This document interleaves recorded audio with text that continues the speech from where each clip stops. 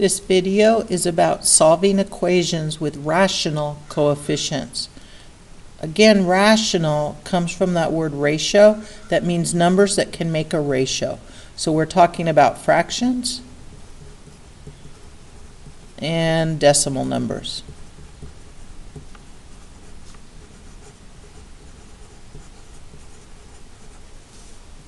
Remember, the coefficient is a number in front of the x, or in front of the variable. It's the amount of times the variable is multiplied.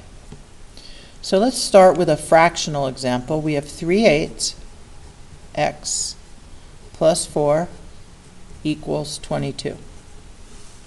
Now I look at my equation and I realize my x is positive and it's on one side of the equation. That's good. So what I want to do is find the opposite of positive 4, which is negative 4. And I want to add that to both sides of the equation.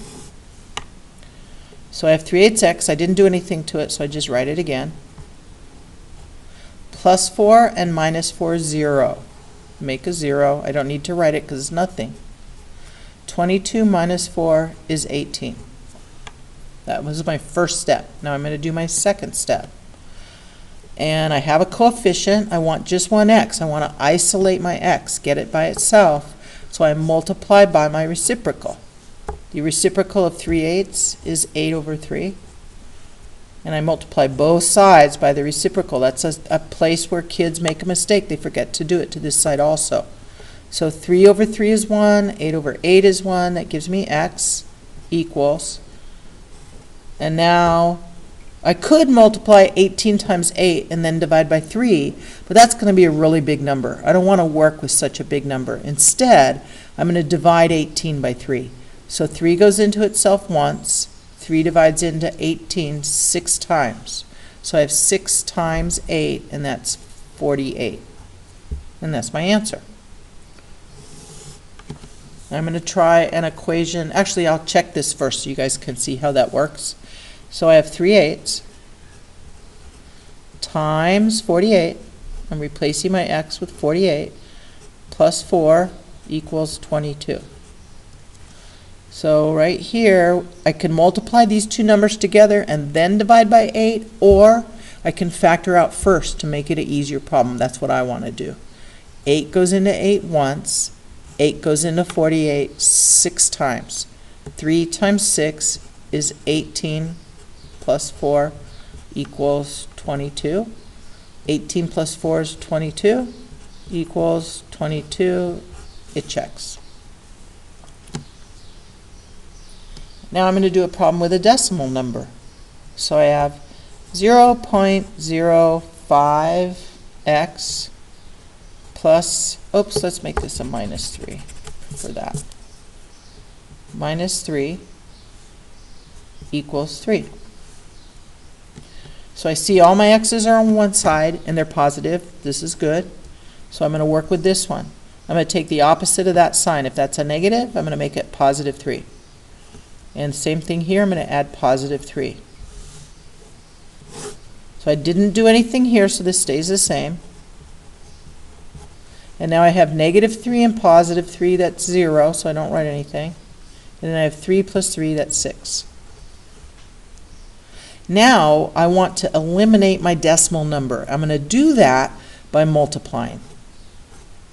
And I multiply by the power of 10 with the number of places. So I have 2 places, so I'm going to multiply by 10 to the power of 2, which is 100. So I multiply this side by 100 and this side by 100. Now a good way to check is I put down a 1 and then the number of zeros should match the number of places after the decimal point. If it does, you did it right. Okay? Now the reason I picked 100 is because basically when I multiply by 10, it moves the decimal point one place. So if I multiply by 100, it's going to move it 2 places. Now it becomes an easier problem because 100 times 5 hundredths would give me 5x. Much easier. And this is 600. Now all I need to do is multiply by the reciprocal, which is 1/5, and multiply this side by the reciprocal, 1/5. 5 over 5 is a giant 1, so I have x equals, and over here I have 600 divided by 5. 5 goes into 60 12 times with a 0. So 5 times 120 is 600. I know it's not 12 because 5 times 12 is 60. So of course it's 120. Now if I want to check that, I just go back and replace the x with 120. In this case, to check it, I'm going to check it by making that a fraction so I can factor out and make it an easier problem. So this is 5 over 100 times x, which is 120, equals, oops, I forgot. I want to get that minus 3 in there. Minus 3 equals 3. So I can factor this out, and that's what I want to do. So I'm going to factor out 10, and now I have a 5 and a 10, so 5 goes into 5 once, 5 goes into 10 2 times. Now I can factor this out again, right? So I have 2 goes into 2 once, 2 goes into 12 6 times. So I have 6 minus 3 equals 3. 6 minus 3 is 3 equals 3. It checks. So I hope this has helped you. I hope you have been able to see all the sides of it, and let me know if you need more help. Thanks.